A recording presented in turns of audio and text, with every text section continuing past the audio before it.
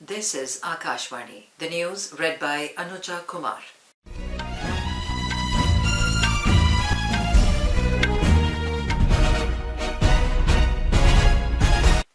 In Jammu and Kashmir, an overall voter turnout of 24.1% was recorded till 11 a.m. in the second phase of assembly polls today.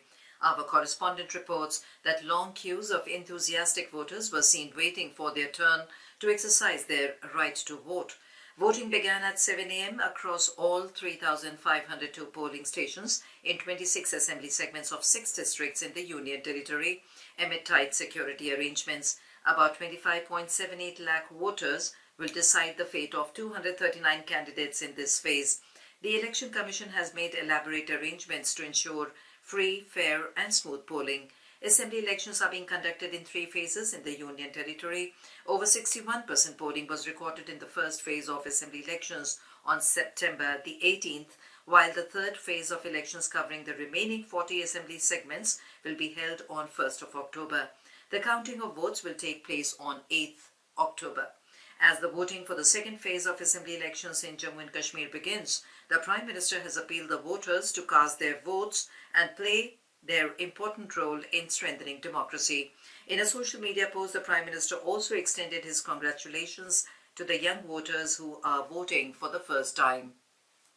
A high-level delegation of senior diplomats from 15 countries is visiting Kashmir today to witness the ongoing assembly elections. The delegation comprised diplomats from the US, Mexico, Guyana, South Korea, Somalia, Panama, Singapore, Nigeria, Spain, South Africa, Norway, Tanzania, Rwanda, Algeria and the Philippines. The External Affairs Ministry said most of the embassies are represented by their Chargé d'Affaires and Deputy Chief of Missions, while others are represented by political officers at Minister Councillor and Councillor ranks. The government's flagship initiative, Make in India, has completed 10 years today. During this period, the government has implemented several key measures that have revolutionized India's manufacturing landscape and strengthened our economic growth. Prime Minister Narendra Modi has hailed the completion of 10 years of Make in India initiative. In a social media post, Mr. Modi underlined that Make in India illustrates the collective resolve of 140 crore Indians to transform the nation into a manufacturing and innovation powerhouse. He reiterated the government's commitment to encouraging Make in India through all possible ways.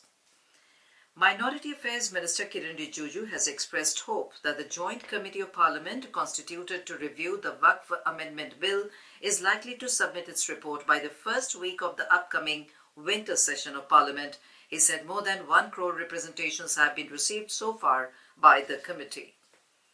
India has become the third most powerful nation in Asia, surpassing Japan in the Asia Power Index. The Asia Power Index report for 2024 indicated that strong post-COVID economic growth has led India to increase its economic capability by 4.2 points. The report also highlights that India performed well across all other resource measures, especially in future resources, where its score rose by 8.2 points.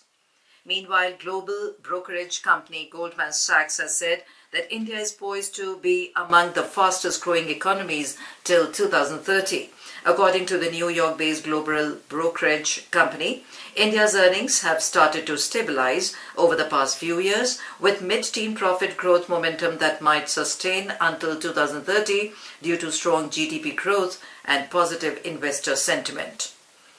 Minister of State for Health and Family Welfare, Anupriya Patel, has said that India is committed to achieving the United Nations Sustainable Development Goal of ending HIV and AIDS as a public health threat by 2030.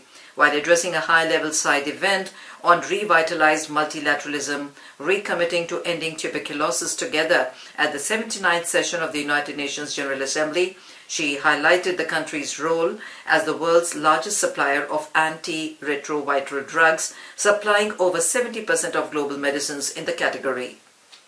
In SAFF, a South Asian Football Federation Under-17 Football Championship, India defeated Maldives 3-0 in the final Group A match at the Changlimitang Stadium in Thimphu, Bhutan yesterday. And that is the end of this news bulletin.